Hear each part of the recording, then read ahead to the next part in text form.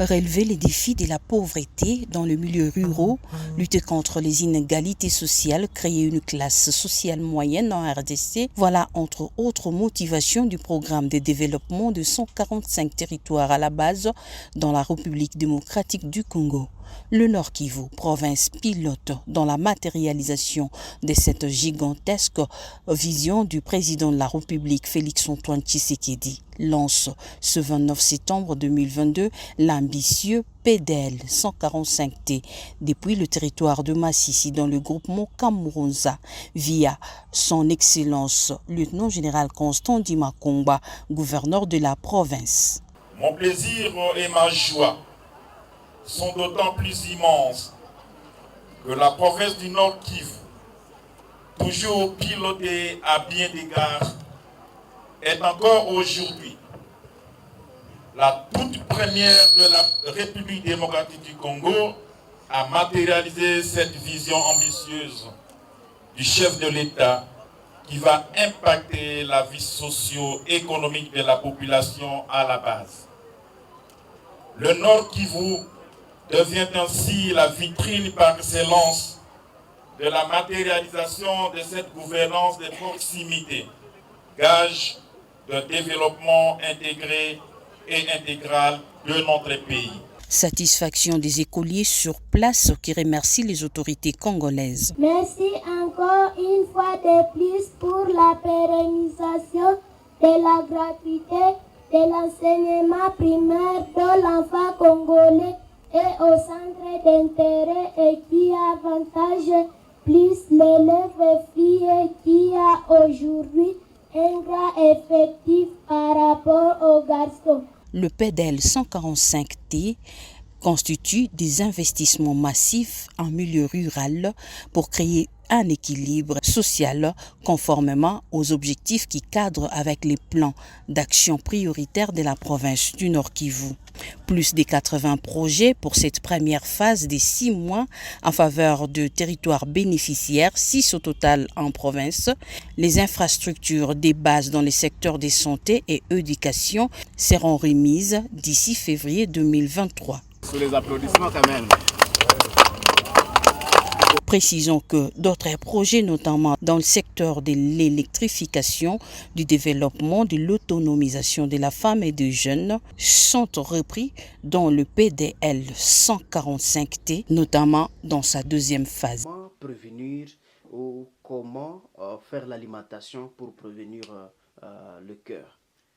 Très bien. Comme nutritionniste, effectivement, je vais d'abord présenter le cœur qui est d'abord un organe que nous appelons toujours moteur du corps humain parce que lui fonctionne dès la conception, disons au 3e jour de la conception, jusqu'au dernier souffle de la vie. Alors, comme préoccupation du jour, qui est la journée internationale du cœur, et nous, comme nutritionnistes, nous nous focalisons vers la nutrition. Le cœur, qui est un organe dont nous parlons moteur, a besoin d'une alimentation appropriée. Et avant d'aller à l'alimentation, le cœur, comme tout organe, il est toujours attaqué et souffre de pathologies qu'on appelle cardiopathie. Alors, pour prévenir ces maladies, elles sont nombreuses effectivement, parmi lesquelles il y a l'infarctus de myocarde, il y a aussi l'ischémie artérielle, il y a aussi l'angine de poitrine, ainsi d'autres. Alors, pour prévenir ces grandes pathologies, ces grandes maladies du cœur, il faut présenter un long d'aliments pour prévenir ces cœurs. Avant ça, il faut d'abord savoir que le corps humain, c'est vraiment une machine faite pour le travail. Désormais, avant toute alimentation, il faut savoir qu'il y a d'abord l'exercice physique. Et après l'exercice physique, on peut maintenant penser à l'alimentation. Désormais, ici, nous pouvons vous montrer que L'alimentation classique est pleine de beaucoup d'ingrédients, parmi lesquels auxquels il faut s'abstenir, ce sont les acides gras, donc les huiles gras, les huiles animales. Il faut vraiment beaucoup s'abstenir. Et nous privilégions, entre autres, la vitamine C qui est souvent trouvée dans les fruits. Alors ici, nous allons beaucoup plus parler alimentation accompagnée de fruits pleins de vitamine C. Nous allons peut ajouter la vitamine E. Nous citons quelques fruits qui sont faciles à trouver dans notre alimentation, disons dans notre marché. C'est parmi lesquels la tomate. Nous félicitons la population qui jusque-là utilise la tomate comme il le faut, et ceux qui jusque-là ne touchent pas beaucoup la tomate, qu'ils sachent que la tomate est vraiment un aliment trop approprié pour le cœur. D'ailleurs, on parle de la pomme, hein? Pomme d'amour. Quand on parle d'amour, on sous-entend le cœur. Alors la tomate, dans la tomate, il y a ce qu'on appelle, il y a une phytochimie, donc une substance chimique qu'on appelle lycopène. C'est aussi dans la courge, dans le grain de courge, aussi dans le pastèque. Alors précisément dans la tomate, il faut vraiment toujours prendre la tomate qui prévient le cœur contre toute la prolifération des cellules du cœur, c'est-à-dire ça prévient le cœur contre la coronaropathie. Les coronaires sont les muscles ou bien les veines du cœur. Et en deuxième lieu, nous pouvons vous parler de légumineuses. Dans la famille de légumineuses, nous allons trouver, on parle de fabacées, le soja. Dans le soja, il y a ce qu'on appelle l'évoflavine. C'est vraiment une phytochimie qui répare facilement la prolifération des cellules du cœur. Prenons même les haricots verts. On parle à Swahili de miteja. À langue, on parle de mikekenya. Que souvent ici, on n'a pas l'habitude d'apprendre. Pourtant, dans l'assiette, nous félicitons les générations passées. Les vieilles mamans ne pouvaient pas abandonner la casserole de haricots sans mettre quelques gousses de haricots verts. C'était très très important. Alors, quand nous prenons ces haricots, à savoir que nous venons de soigner nous-mêmes notre cœur. Dans ces haricots, il y a un acide aminé appelé arginine.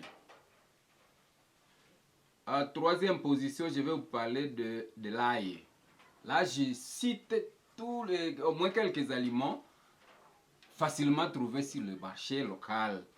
L'ail, le noix, le raisin. Les raisins, je vais beaucoup insister, même si nous n'en avons pas ici. C'est toujours dans le vin, comme les gens aiment beaucoup prendre le vin, même si nous décourageons, mais quand même, dans le vin de raisin, il y a une substance chimique appelée resveratrol. C'est vraiment une matière, une substance chimique qui est amie au cœur. Si on pouvait cultiver ces raisins, facilement, on pouvait soigner nos cœurs. En passant vite là, nous allons parler de la vitamine C qui est dans tous les fruits, entre autres la papaye, qui est facilement trouvée au marché. Nous avons aussi l'orange, le citron, ainsi de suite. L'ananas. Enfin, nous allons parler des principales sources naturelles qui sont dans le sésame. Parce que là, les gens, ils ne savent pas ce qu'on appelle sésame, même s'ils goûtent. Mais à savoir, quand vous prenez le sésame, c'est pareillement comme vous prenez le céréal qui est comme le maïs, ainsi que la farine de blé. nous allons privilégier beaucoup la prise de céréales comme ils sont localement produits pour assez qu'on puisse prévenir le cœur contre la maladie dont on a parlé de cardiopathie.